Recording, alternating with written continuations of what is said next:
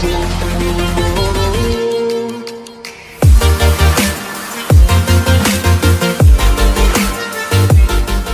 बच्चों, आज के इस वीडियो में हम डिस्कस करेंगे class 10th chapter number 15 probabilities का introduction part. Guys trust me, अगर आपने इस चैप्टर्स के इंट्रोडक्शन पार्ट को बहुत अच्छे से समझ लिया तो आपके इस चैप्टर्स का कोई भी एग्जाम्पल हो और एक्सरसाइज के क्वेश्चंस हो, आप उसको बहुत ही आसान तरीके से सॉल्व कर सकते हैं। ओके, तो चलिए आज का ये इंट्रोडक्शन पार्ट स्टार्ट करते हैं। सबसे पहले आपके माइंड में क्वेश्चंस आता होगा, what is probability? Probability means a chances of an event.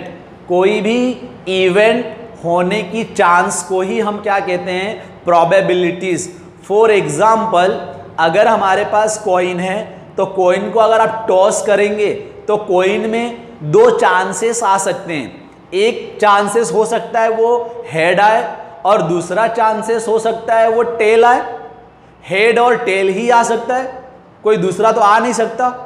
Bollywood movie की तरह तो नहीं ना कि टॉस किया और वो सिक्का खड़ा हो जाए, नहीं ना, चाहे वो हेड आएगा चाहे वो टेल आएगा।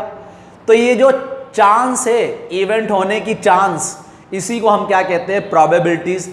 फॉर एग्जाम्पल गाइस, अगर मान लीजिए कि आपकी मैथमेटिक्स की एग्ज़ाम हुई और मैथमेटिक्स के एग्ज़ाम्स में 100 मार्क की एग्ज़ाम हुई और आप एग्ज़ाम देने के बाद जब घर पर जाते हैं तो आपके फादर पूछेंगे आपसे कि बेटा कितने मार्क्स आए, तो आप उन्हें क्या बोलते हैं? अप्रॉक्स 80 मार्क्स आ सकते हैं, अप्रॉक्स 70 मार्क्स आ सकते हैं। क्या आप कंफर्म कहते हैं कि नहीं पापा 70 मार्क्स ही आएगा, नहीं पापा 80 मार्क्स ही आएगा? क्यों आप कंफर्म नहीं कहते? आप इसलिए कंफर्म नहीं कहते क्योंकि आप खुद कंफर्म नहीं हैं कि मार्क्स कहाँ पे कटेगा कहाँ पे नहीं कटेगा, ये आप खुद कंफर्म नहीं है, तो वो आप अप्रॉक्स वर्ड लगाते हैं।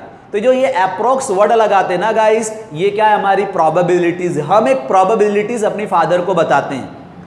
आपने न्यूज देखा होगा, अगर अभी आप न्यूज नहीं देखते तो कोई बात नहीं, पर अभी आपने न्यूज देखा होगा तो न्यूज में जो एंकर होता है वो अगर वेदर रिपोर्ट बताएगा, उसमें वो क्या कहता है? क्लाइमेट का जो रिपोर्ट बताता है तो उसमें वो कहता है कि कल बरसात हैवी होने की संभावना है, ऐसा वर्ड बोलता है, कल बरसात हैवी होने की संभावना है। तो क्या सच में अगर बरसात हैवी हो सकता है या नहीं हो सकता, वो कंफर्म नहीं कह रहा है, वो सिर्फ आपको बता रहा है कि कल बरसात होने की संभावना है। तो ऐसा कंफर्म नहीं है कि होगी, बस वो क्या बोला? संभावना है। ओके, अगर बरसात हो गई तो अच्छी बात है, उसकी प्रोबेबिलिटीज हो गई, मतलब उसकी प्रोबेबिलिटीज को आप 1 नाम देंगे। क्यों 1 नाम देंगे? तो आज का इंट्रोडक्शन पार्ट आपको पता चलेगा। अगर बरसात नहीं हुई तो कोई बात नहीं, उसने तो वर्ड लगाया था ना कि संभावना है, प्रोबेबिलिटीज है। ओके गाइस, तो ऐसे बहुत सारे एग्जाम्पल्स हैं जिस एग्जाम्पल से आप फिजिकली कनेक्ट हो सकते हैं। अब यहाँ पे इसके इंट्रोडक्शन पार्ट में इस चैप्टर्स में क्या क्या है तो उसको समझते हैं। सबसे पहले वर्ड आ गया प्रोबेबिलिटीज। तो प्रोबेबिलिटीज मतलब मैंने बताया आपको, चांसेस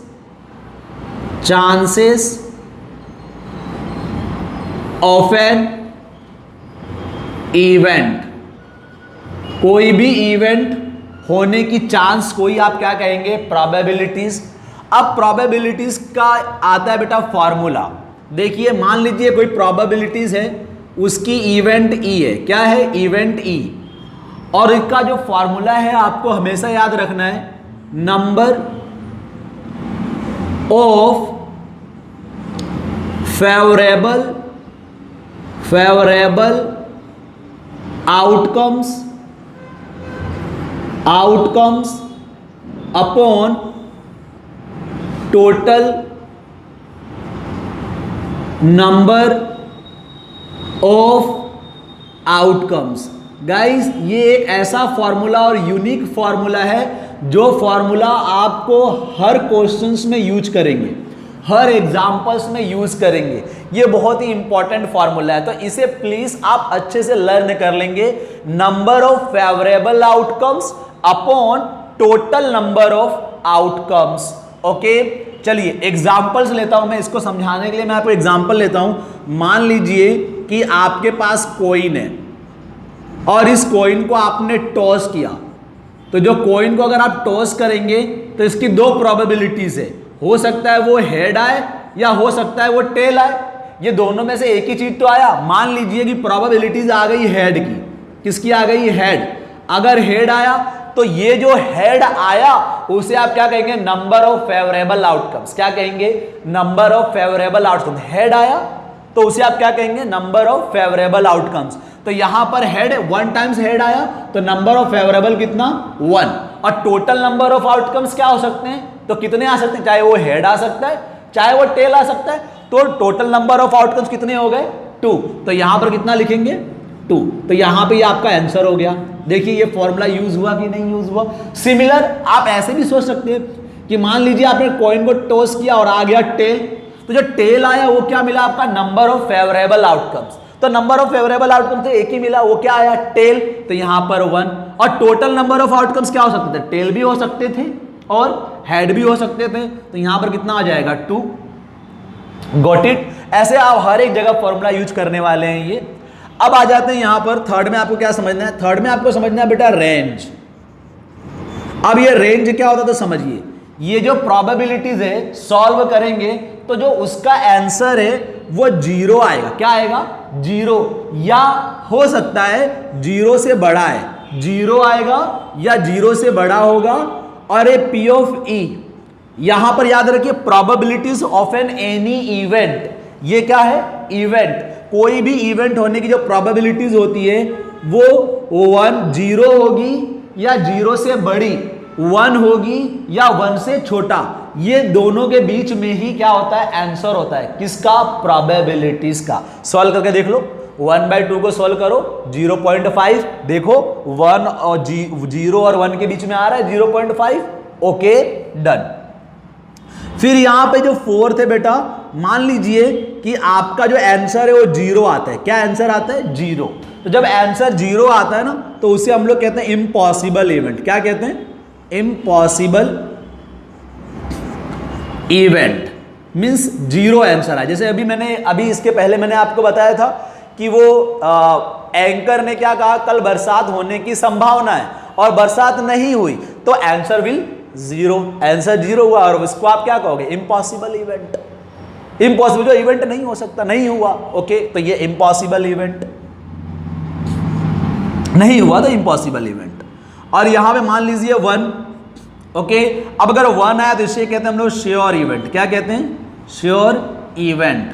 अदरवाइज इसे आप कह सकते हैं सर्टेन इवेंट। देखिए दूसरा नाम है certain event. Okay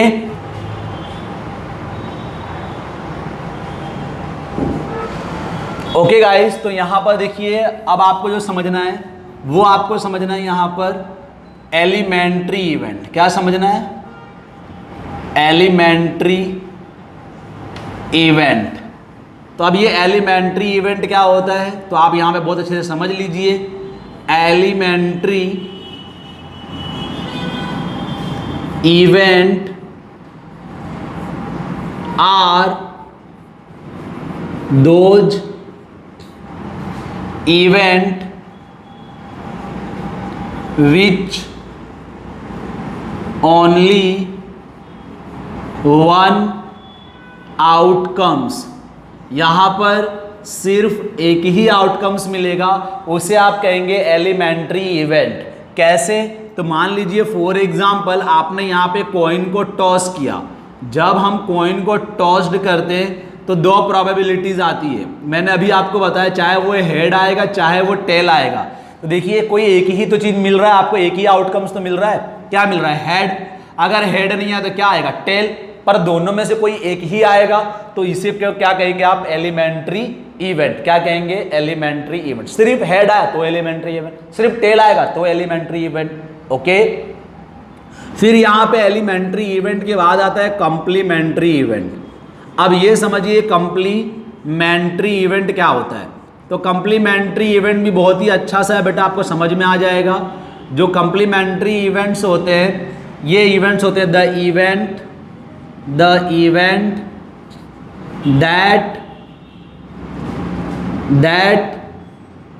that does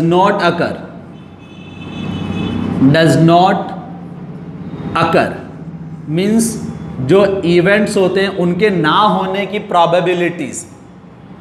अब ये सर ये आप क्या कह रहे हैं कैसे? देखिए यहाँ पर एक क्या थी प्रोबेबिलिटीज होने की आपको बता रहा था, जैसे कि हेड है तो यहाँ पर हेड आने की प्रोबेबिलिटीज थी, तो उसे आपने क्या कहा था? Elementary event.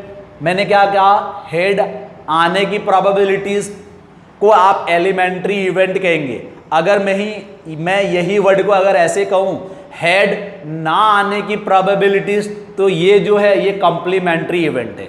मतलब यहाँ पे जो कॉम्प्लीमेंट्री इवेंट होता है ना बेटा, यहाँ पे हम लोग नॉट लगाते, क्या लगाते? Not a.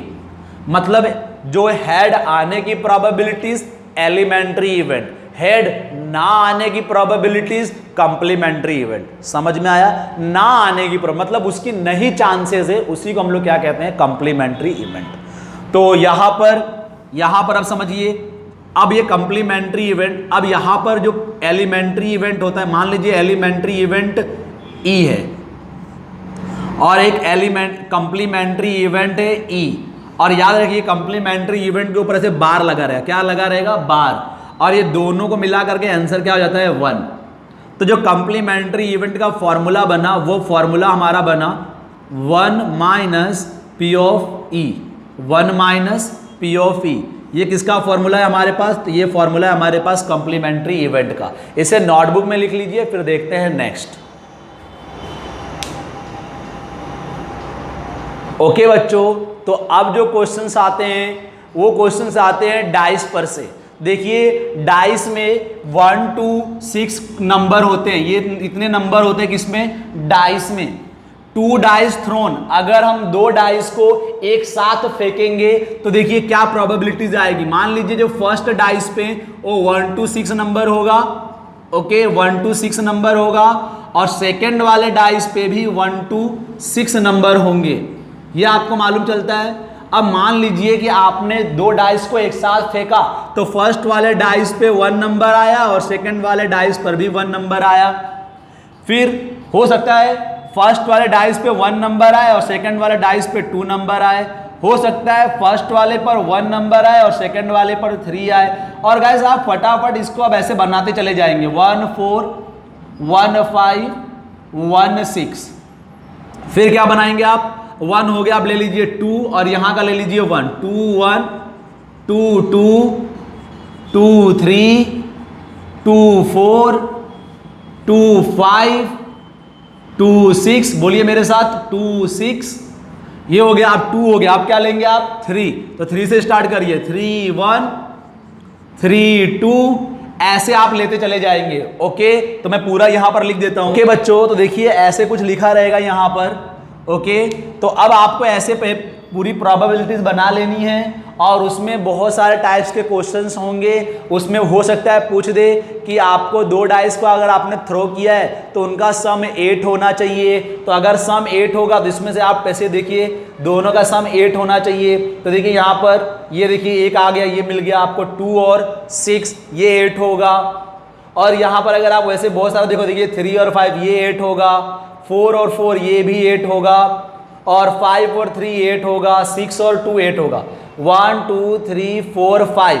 तो यहाँ पर अगर आप ऐसे मैं देखूं तो नंबर ऑफ फेवरेबल आउटकम कितना है? 5, और टोटल नंबर ऑफ आउटकम्स, तो गाइस बहुत अच्छे से देखो 1 2 3 4 5 6, तो 6 6 6 6 6 6, तो 6 6 कितना हो जाएगा? 36। तो आपका आंसर कितना आ गया? 5/36। ऐसे बहुत सारे क्वेश्चंस आपको टेक्स्ट बुक में मिलेंगे। ओके, तो इसे आप नोटबुक में लिख लीजिए। फिर हम देखते हैं कार्ड्स के बारे में। ओके बच्चों, तो अब हम समझते हैं कार्ड्स के बारे में, जो कि एग्जाम्स के पॉइंट ऑफ व्यू से इसके क्वेश्चंस आते हैं। तो अब आपको इस कार्ड्स को बहुत अच्छे से समझना है। देखिए यहाँ पे टोटल 52 कार्ड्स होते हैं। कितने कार्ड्स होते हैं? 52 कार्ड्स टोटल होते हैं। इस 52 कार्ड्स में से अब जो आपको समझना है वो फर्स्ट आपको समझना है डायमंड, डायमंड्स। जो सेकंड कार्ड आपको समझना है वो सेकंड कार्ड्स होता है हार्ट्स। और जो थर्ड कार्ड्स होगा वो होगा क्लब्स, ले लीजिए क्लब्स, और लास्ट में आप ले लीजिए स्पैड। देखिए इस 4 टाइप्स के पत्ते में से जो डायमंड का होगा उसका जो शेप होगा, शेप वो कुछ रेक्टेंगल टाइप्स का कुछ ऐसे होगा, इस टाइप्स का होगा। ये शेप आप देख रहे हैं, ये शेप किसका है? डायमंड का, डायमंड के पत्ते का शेप है। फिर हार्ट्स, तो हार्ट्स के जो पत्ते का जो शेप होगा वो कुछ ऐसे होगा। ये जो आप देख रहे हैं यहां पर जो शेप आपको दिख रहा है, ये शेप हार्ट्स का पत्ते पर ऐसे बना होगा, जिसे आप समझ जाएंगे ये हार्ट्स का पत्ता है। क्लब्स की बात करेंगे तो क्लब्स पे देखिए ऐसे पत्ते होंगे क्लब्स पे, जिसे आप देखकर समझ सकते हैं कि ये क्लब्स का पत्ता होगा। कुछ इस टाइप का जो शेप होगा ये क्लब्स के पत्ते पर बना होगा। ओके, और जो स्पेड का होता है वो स्पेड का पत्ता कुछ पान टाइप का होता है, पान टाइप का। बराबर अच्छे से बनता नहीं है मेरे से कोई भी डायग्राम, फिर भी मैं बना रहा हूँ, देखिए आप ध्यान दीजिए। ओके ठीक है, जैसे बना है बस भाई अच्छे से बनता नहीं है। ओके, तो अभी भी अच्छे से नहीं बना।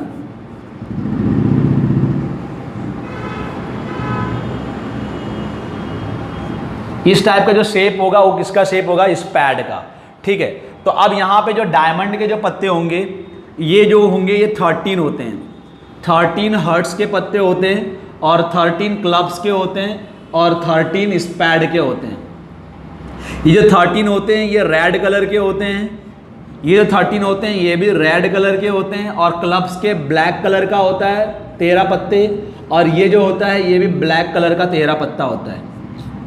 अब इस 13 पत्ते में ये जो 13 पत्ते रेड होते हैं इनको आप डिवाइड कर दीजिए, इनको आप डिवाइड कर दो। फर्स्ट होगा किंग का, सेकंड जो पत्ता होता है वो होता है क्वीन, और एक पत्ता ले लीजिए आप यहाँ पर जैक, और एक पत्ता आप यहाँ पर कह सकते हैं एस, और यहाँ पर इस पत्ते को नाम दे दीजिए डिजिट नंबर, डिजिट नंबर। अब यहाँ पे जो किंग का जो पत्ता होगा गाइस वो 13 नंबर का जो पत्ता होगा वो किंग का होगा, 12 नंबर का जो पत्ता होगा वो क्वीन, 11 जो होगा वो जैक, और बचा एस। तो एस पर आप याद रखेंगे 1, क्या याद रखेंगे? 1। अब जो डिजिट नंबर है तो वो डिजिट नंबर 2, 3, 4, 5, 6, 7, 8, 9, 10, मतलब इतने नंबर वाले पत्ते होते हैं। और जो फर्स्ट नंबर का पत्ता होगा वो एस का होगा, जो 11 का होगा वो जैक का होगा, और जो 12 नंबर वाला पत्ता होगा वो किसका पत्ता होगा? क्वीन का, और जो 13 नंबर वाला पत्ता होगा वो क्वीन का। जो चीज आपने इसमें फॉलो किया वही चीज इसके अंदर भी आती है। मतलब यहां पर अगर आप सेम लिख देंगे इसकी तरह सेम, वैसे ही क्लब्स में भी वही चीज होता है, बस वो ब्लैक कलर का होगा, इसके अंदर भी क्या आएगा? सेम। और जो यहां पे स्पेड आप देख रहे हैं इसके अंदर भी सेम, बट ये किसका रहेगा? ब्लैक कलर का रहेगा, स्पेड का पत्ता रहेगा, ये ब्लैक कलर का रहेगा, ये क्लब्स का पत्ता रहेगा, ये रेड कलर का रहेगा, ये हर्ट्स का रहेगा।